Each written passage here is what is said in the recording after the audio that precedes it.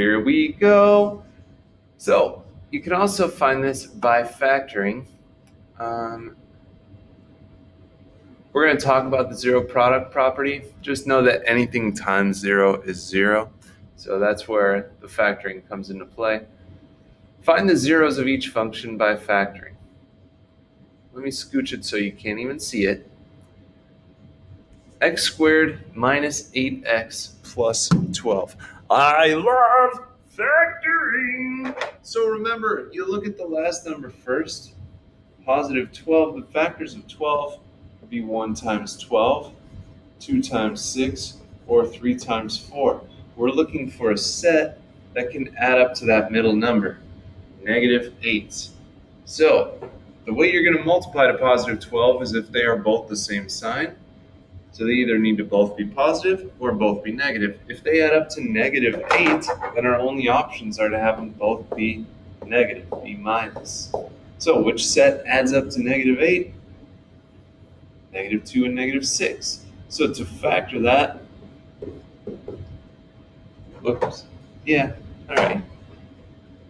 We're going to say that's x minus 2 and x minus 6. But we're going to substitute in 0 here for f of x because we're looking for the zeros.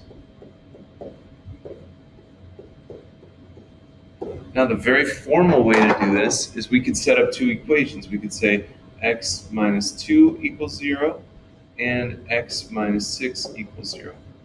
Because if I can get this left set of parentheses to equal 0, then it doesn't matter what the other set of parentheses is, because 0 times whatever is 0. Same thing with the right set. If I can get x minus 6 to equal 0, then it doesn't matter what the left set of parentheses is, because 0 times that would equal 0. So x minus 2 equals 0. We add 2 to both sides. X equals positive 2. X minus 6 equals 0. We add 6 to both sides. And we get x equals 6.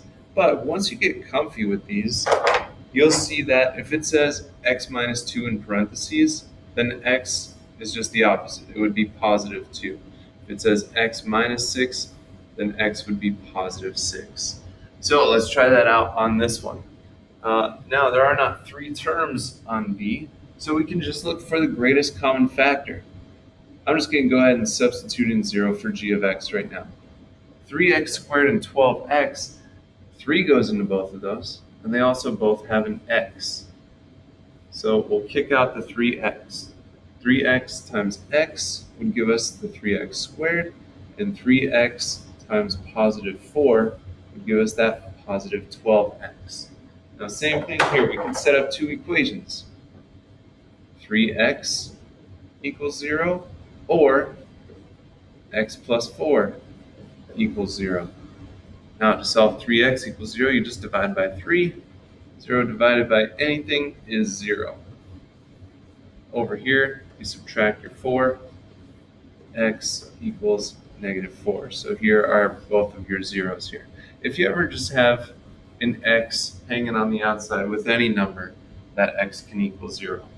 So try these two out. You'll probably want to pause here and try them out. And I'll work them out and we'll see if we get the same thing.